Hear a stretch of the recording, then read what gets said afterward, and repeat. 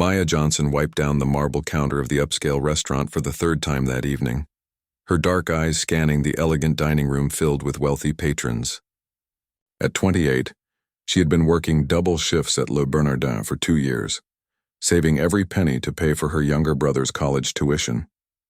The restaurant's clientele rarely acknowledged her presence beyond placing their orders, but Maya maintained her professional smile and impeccable service regardless.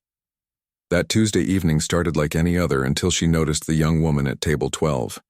The customer appeared to be around her own age, with perfectly styled blonde hair and wearing what Maya recognized as a designer dress that probably cost more than her monthly rent. The woman had been sitting alone for over an hour, barely touching her expensive seafood dinner, and Maya couldn't help but notice how pale and distressed she looked. Victoria Ashworth, heiress to the Ashworth pharmaceutical fortune, sat rigidly in her chair, fighting waves of nausea that had been building throughout the evening. She had attended another tedious board meeting earlier, where her stepmother Patricia had insisted she try the new vitamin supplements the company was preparing to launch. Patricia always played the caring guardian role in public, but Victoria had learned to be wary of her stepmother's sudden displays of concern. As the evening progressed, Victoria's condition worsened dramatically. Her hands began trembling uncontrollably, and beads of sweat formed on her forehead despite the restaurant's cool temperature.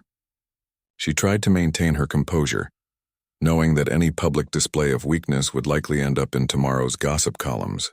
The Ashworth name had to be protected at all costs, as her late father had always reminded her.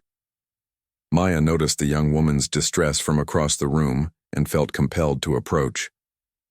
Despite the strict protocol about not bothering high-end customers unless summoned, something about the woman's appearance deeply concerned her. Maya's mother had been a nurse before she passed away, and she had taught Maya to recognize the signs when someone was genuinely in medical trouble. Approaching the table cautiously, Maya leaned down slightly and spoke in a gentle voice. The woman looked up at her with unfocused eyes, and Maya immediately noticed the dilated pupils and the slight blue tint around her lips. These were warning signs her mother had described, and Maya's instincts told her this was far more serious than a simple case of food poisoning or anxiety. Victoria tried to wave Maya away, mumbling something about being fine and just needing some fresh air, but as she attempted to stand, her legs buckled beneath her, and she would have collapsed to the floor if Maya hadn't been quick enough to catch her. The other diners turned to stare, some pulling out their phones to record the scene, but Maya's focus remained entirely on the woman in her arms. Without hesitation, Maya called for the restaurant manager and insisted they call an ambulance immediately. Some of the other staff members suggested simply helping the customer to a taxi, worried about the negative publicity an ambulance might bring to the establishment. But Maya stood her ground firmly, her voice carrying an authority that surprised even herself as she explained that this woman needed immediate medical attention.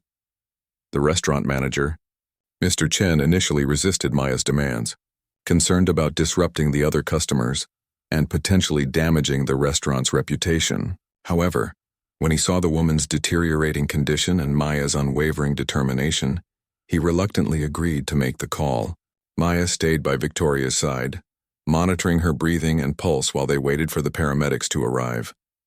As the ambulance sirens grew louder outside, Maya made a decision that would change both their lives forever. Instead of simply handing Victoria over to the paramedics and returning to work, she asked Mr. Chen for permission to accompany the woman to the hospital. Her reasoning was practical. The woman appeared to be alone, and someone should be there to provide information about her condition when the doctors needed it. The ambulance ride to St. Mary's Hospital was tense, with Victoria drifting in and out of consciousness while the paramedics worked to stabilize her vital signs. Maya held the woman's hand and spoke to her softly, trying to keep her alert and responsive. She noticed that Victoria's breathing was becoming increasingly labored, and her skin was taking on an alarming grayish pallor that Maya had never seen before. Upon arrival at the emergency room, the medical team immediately began running tests and asking questions about Victoria's symptoms and medical history. Maya provided what little information she had gathered, including her observations about the woman's behavior and appearance throughout the evening. The attending physician, Dr. Sarah Chen, seemed particularly interested in Maya's detailed account of the progression of symptoms. Dr. Sarah Chen had been working in emergency medicine for 15 years, But something about this case immediately caught her attention. The patient's symptoms didn't match any common medical emergency she had encountered. While the young woman's vital signs were concerning, the combination of neurological symptoms, respiratory distress, and the unusual coloration of her skin suggested something far more sinister than a typical medical crisis. Maya remained in the waiting room. Despite having no official connection to the patient, she couldn't explain why she felt so compelled to stay. But something deep inside told her that Victoria needed someone there who genuinely cared about her well-being. As she sat in the uncomfortable plastic chair, Maya reflected on her own struggles and how often she had felt alone in the world since her mother's death. Inside the treatment room, Victoria's condition continued to deteriorate despite the medical team's efforts. Dr. Chen ordered a comprehensive toxicology screen, something that wasn't standard protocol for what initially appeared to be a simple case of food poisoning or anxiety attack. Her years of experience had taught her to trust her instincts, and everything about this case was raising red flags. The lab results would take time to process, but Dr. Chen decided to begin treatment for suspected poisoning based on Victoria's symptoms. She administered activated charcoal and began intravenous fluids to help flush any toxins from the patient's system. The medical team worked efficiently, but Dr. Chen couldn't shake the feeling that they were dealing with something deliberately inflicted rather than accidental. Meanwhile, Maya used her phone to research the woman she had helped, finally learning her identity through social media posts from other restaurant patrons who had shared photos and videos of the incident. Victoria Ashworth was not just wealthy. She was the sole heir to one of the country's largest pharmaceutical companies. This revelation made Maya even more suspicious about the circumstances surrounding Victoria's sudden illness. As the night wore on, Victoria's family members began arriving at the hospital. Patricia Ashworth, her stepmother, swept into the emergency room with dramatic flair, immediately demanding to speak with the attending physician. She was accompanied by the family's personal physician, Dr. Marcus Webb, who insisted on taking over Victoria's care from the hospital staff. Maya observed the family dynamics from her position in the waiting room, noting the tension that seemed to permeate every interaction. Patricia appeared more concerned with managing the public relations aspects of the situation than with Victoria's actual medical condition. She spent most of her time on the phone with lawyers and publicists, discussing how to control the narrative surrounding the incident. Dr. Chen found herself in an unusual position when Dr. Webb attempted to have Victoria transferred to a private facility immediately. Something about his urgency struck her as suspicious, particularly when he seemed more interested in getting Victoria away from the hospital than in understanding what had caused her condition. She politely but firmly refused to discharge a patient who was still in critical condition. The first toxicology results came back inconclusive, showing traces of various substances, but nothing that could definitively explain Victoria's severe symptoms. Dr. Chen ordered more specific tests, including screenings for rare poisons and industrial chemicals. She had a growing suspicion that whoever had done this to Victoria had used something sophisticated and difficult to detect. Maya continued her vigil in the waiting room, occasionally catching glimpses of Victoria through the treatment room windows. She noticed that Patricia never actually went in to see her stepdaughter, instead remaining in the hallway making phone calls and speaking in hushed tones with Dr. Webb. The whole situation felt wrong to Maya, whose protective instincts were now fully activated. As dawn approached, Dr. Chen made a decision that would prove crucial to solving the mystery. She contacted a colleague at the state toxicology lab who specialized in exotic poisons, explaining the unusual combination of symptoms and requesting an expedited analysis of Victoria's blood samples. She also made sure to preserve additional samples, suspecting she might need them as evidence later. Victoria's condition stabilized somewhat as the treatments began to take effect, but she remained unconscious and her prognosis was still uncertain. Dr. Chen was particularly concerned about potential organ damage, as some of the symptoms suggested that whatever poison had been used was designed to cause long-term harm rather than immediate death. Patricia's behavior became increasingly erratic as the morning progressed. She demanded that the hospital stop running unnecessary tests and allow Dr. Webb to transfer Victoria to their family's private medical facility. When Dr. Chen refused, citing patient safety concerns, Patricia threatened to have the hospital's medical licenses reviewed and suggested that their care was substandard.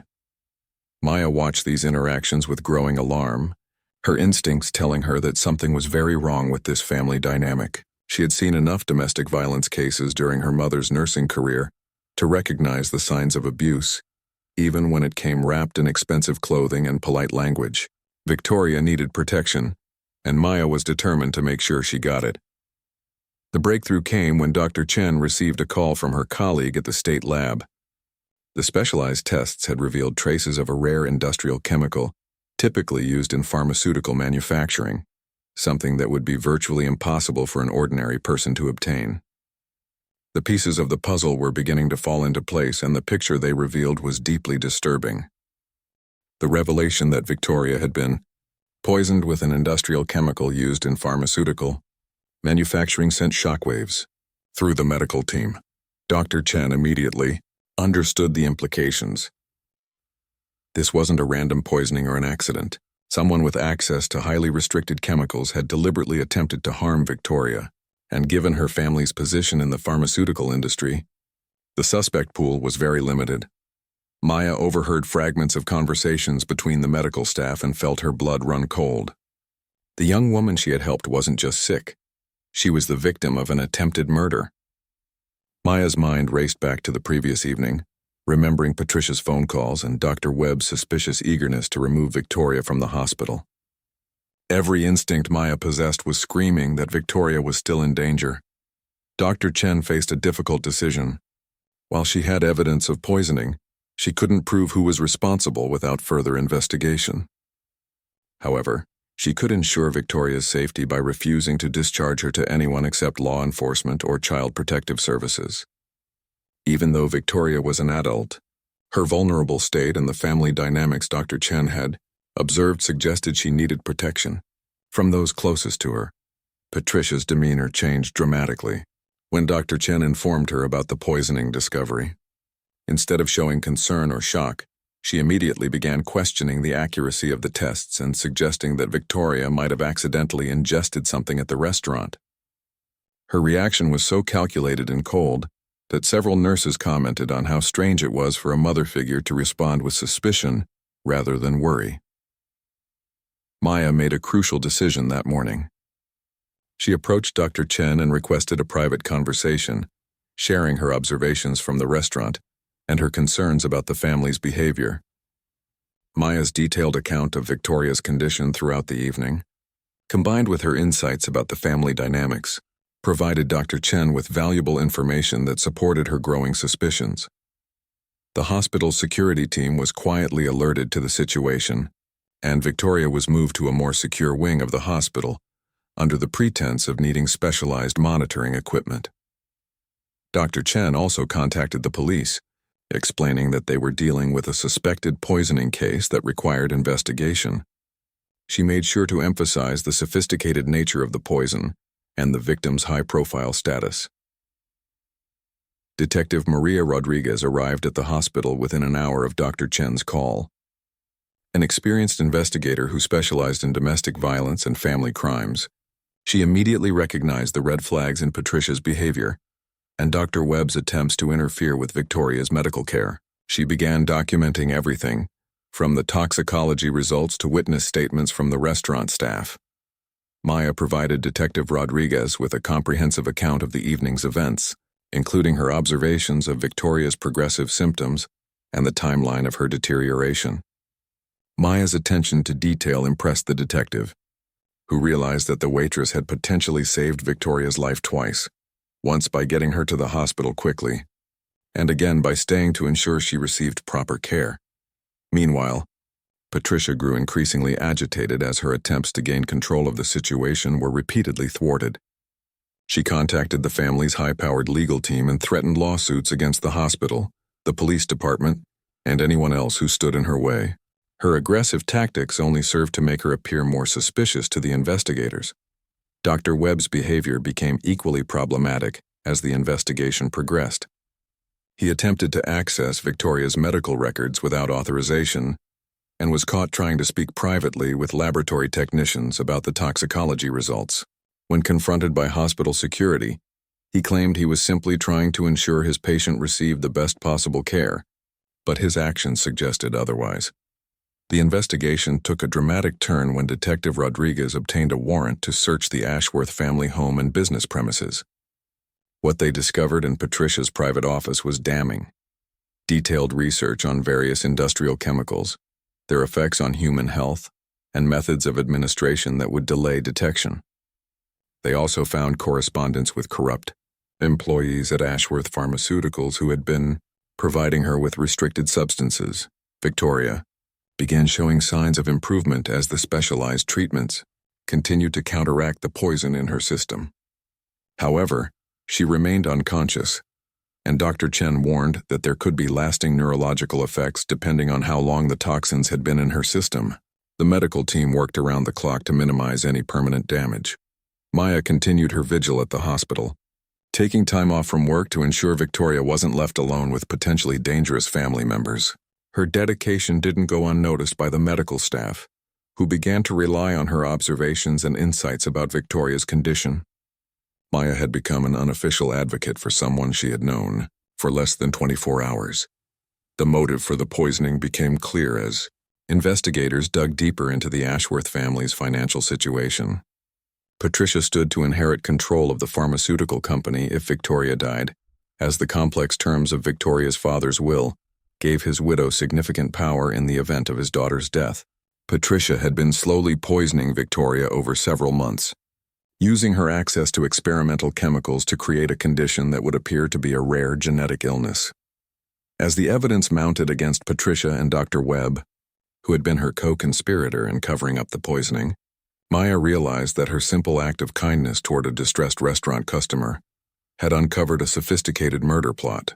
The young waitress, who had never considered herself particularly important, had become the key to saving an heiress's life and bringing dangerous criminals to justice. The arrest of Patricia Ashworth and Dr. Webb sent shockwaves through the city's elite social circles and the pharmaceutical industry. Detective Rodriguez coordinated with federal agents as the case involved interstate commerce violations and the theft of controlled substances from a major pharmaceutical company. The media attention was intense, with reporters camping outside the hospital and trying to piece together the complex web of greed and betrayal that had nearly cost Victoria her life. Maya found herself thrust into an unfamiliar spotlight as news outlets learned about the waitress who had saved the heiress. She declined most interview requests, feeling uncomfortable with the attention and worried about her privacy. However, she agreed to speak with one local news reporter to encourage others to trust their instincts when they see someone in distress, emphasizing that anyone can make a difference regardless of their social or economic status.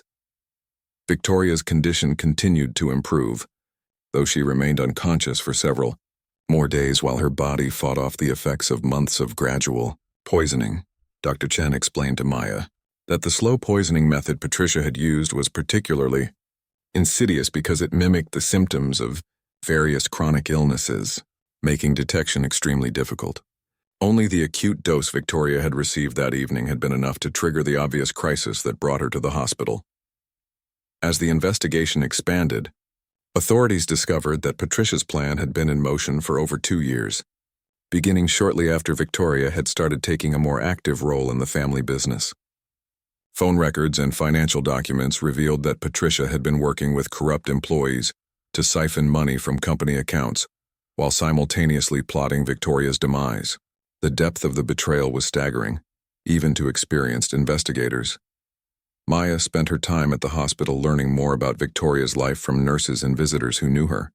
She discovered that Victoria had been involved in numerous charitable activities, particularly funding scholarships for underprivileged students pursuing careers in medicine and science. This information made Maya feel an even stronger connection to the young woman, as she recognized a kindred spirit who understood the struggles of those trying to improve their circumstances through education. The hospital staff had grown fond of Maya, appreciating her dedication and the fresh perspective she brought to Victoria's care. Dr. Chen often consulted with Maya about subtle changes in Victoria's condition. Having learned to trust the waitress's observational skills, Maya had developed an intuitive understanding of Victoria's responses to treatment, often noticing improvements or setbacks before the medical equipment registered them. Detective Rodriguez continued building her case against Patricia and Dr. Webb, uncovering evidence of additional crimes including insurance fraud, embezzlement, and conspiracy to commit murder. The investigation revealed that Patricia had attempted to kill Victoria at least 3 times previously, but each attempt had been subtle enough to appear accidental or like natural illness progression.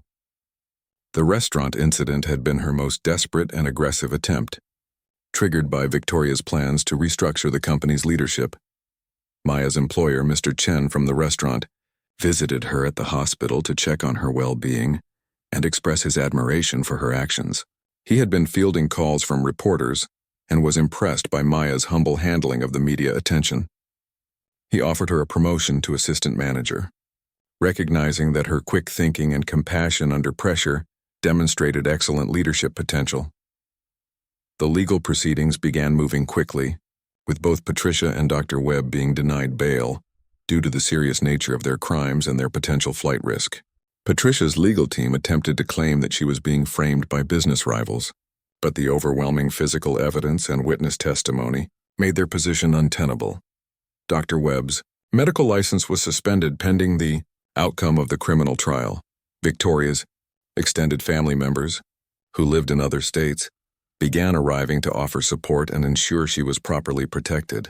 They expressed shock at Patricia's actions and gratitude toward Maya for her intervention.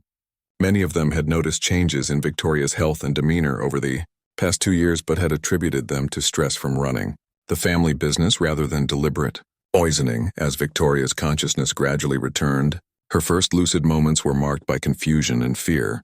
She remembered feeling ill at the restaurant but had no clear recollection of how she had gotten to the hospital. Dr. Chen gently explained what had happened, introducing Maya as the person who had potentially saved her life. Victoria's reaction to learning about Patricia's betrayal was heartbreaking, a mixture of devastation, relief, and profound gratitude. Maya's first real conversation with Victoria was emotional for both women. Victoria thanked her repeatedly, but Maya deflected the praise, explaining that she had simply done what anyone should do when they see someone in distress. Victoria was struck by Maya's humility and genuine concern, recognizing that most people in Maya's position would have simply minded their own business rather than get involved with a wealthy stranger's problems. The bond between the two women deepened as Victoria's recovery progressed. Despite their vastly different backgrounds, they discovered shared values around hard work, family loyalty, and helping others.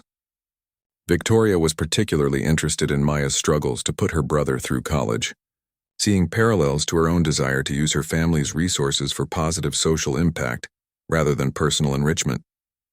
As Victoria regained her strength, she began making plans for major changes in her life and business. The experience had given her a new perspective on trust, relationships, and the importance of surrounding herself with people who genuinely cared about her well-being rather than her wealth. She was determined to honor the second chance Maya had given her by using her resources more purposefully and meaningfully. Victoria's recovery marked the beginning of a remarkable transformation in both women's lives. As she regained her physical strength, Victoria made a decision that surprised everyone, including Maya. She asked Maya to consider leaving her job at the restaurant and joining Victoria's team as her personal assistant and security consultant. Victoria had realized that she needed people around her who possessed Maya's rare combination of intuition, loyalty, and genuine concern for others' well-being. Maya was initially hesitant about accepting Victoria's offer, worried that people would assume she was taking advantage of the situation for personal gain. However, Victoria was persistent, explaining that she needed someone she could trust completely as she navigated the complex process of rebuilding her life and business relationships. Maya's background in hospitality service, combined with her proven ability to remain calm under pressure, made her uniquely qualified for the position. The media coverage of Patricia's arrest and the ongoing investigation had attracted national attention, turning the case into a cautionary tale about greed, betrayal, and the importance of trusting one's instincts. Maya found herself receiving messages from people around the country who had been inspired by her actions, including several from women who shared their own stories of escaping dangerous family situations after recognizing warning signs they had previously ignored. Detective Rodriguez's investigation continued to uncover the full scope of Patricia's crimes. Financial forensics experts discovered that she had embezzled over $12 million from the Ashworth Pharmaceutical Company over a 3-year period, using shell companies and fake invoices to hide the theft. The poisoning plot had been her attempt to eliminate Victoria before her stepdaughter could discover the missing money and implement new financial oversight procedures. Victoria worked closely with federal investigators to understand how Patricia had gained access to the restricted chemicals used in the poisoning attempts. The investigation revealed significant security weaknesses in the pharmaceutical industry's handling of dangerous substances, leading to new federal regulations and oversight procedures. Victoria used her position to advocate for these changes, transforming her personal tragedy into a catalyst for industry-wide improvements. Maya's transition to her new role was smoother than expected, partly because of the genuine friendship that had developed between the two women. Victoria valued Maya's perspective on business decisions, particularly those involving employee relations and company culture. Maya's experience serving people from all walks of life had given her insights into human behavior that proved invaluable in Victoria's efforts to rebuild trust within her organization. The criminal trial of Patricia Ashworth and Dr. Webb began 6 months after Victoria's poisoning. Maya testified about her observations from the restaurant and the hospital, providing crucial timeline information that helped establish premeditation. Her testimony was particularly powerful because of her detailed memory of Victoria's symptoms and her clear, unbiased account of the family dynamics she had witnessed. Victoria's testimony was the most dramatic moment of the trial. She described the gradual deterioration of her health over the past 2 years and her growing suspicions that something was wrong. She explained how she had begun to distrust Patricia's constant offers of health supplements and vitamin treatments, but had never imagined that her stepmother was actually poisoning her. The emotional impact of her testimony on the jury was profound. The defense team's attempts to discredit Maya's testimony backfired spectacularly. They tried to suggest that Maya was motivated by financial gain and had somehow coordinated with Victoria to frame Patricia.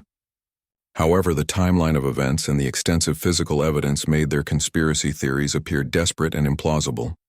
Maya's calm, consistent testimony and her obvious sincerity impressed both the jury and the media covering the trial. Dr. Webb's trial revealed additional, disturbing details about the medical profession's vulnerability to corruption. He had been falsifying medical records for Patricia for over a year, documenting fake symptoms and treatments to support the narrative that Victoria was suffering from a rare genetic condition. His betrayal of his medical oath and his willingness to participate in attempted murder for financial gain shocked his former colleagues and patients.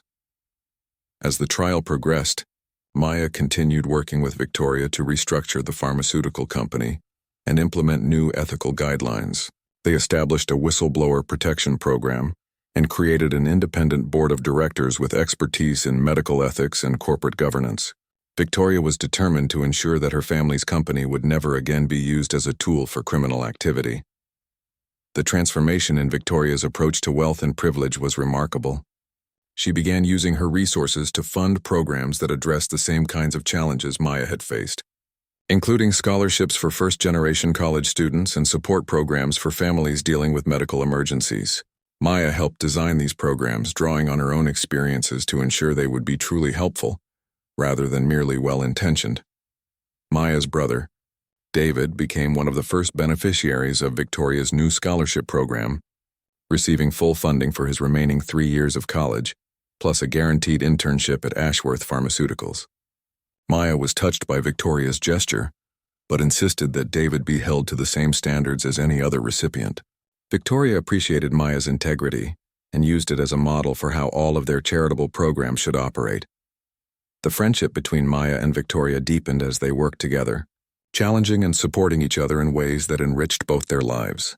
Maya helped Victoria understand the realities faced by working-class families, while Victoria provided Maya with opportunities to develop her natural leadership abilities and expand her impact beyond what she could achieve on her own. Their partnership became a powerful force for positive change in their community. The verdicts in the criminal trials marked the end of a chapter that had transformed 2 lives forever. Patricia Ashworth was convicted on all charges, including attempted murder, embezzlement, and conspiracy, receiving a sentence of 35 years in federal prison without the possibility of parole. Dr. Webb received 20 years for his role in the conspiracy and was permanently barred from practicing medicine. The sentences sent a clear message about the consequences of betraying trust and abusing positions of authority.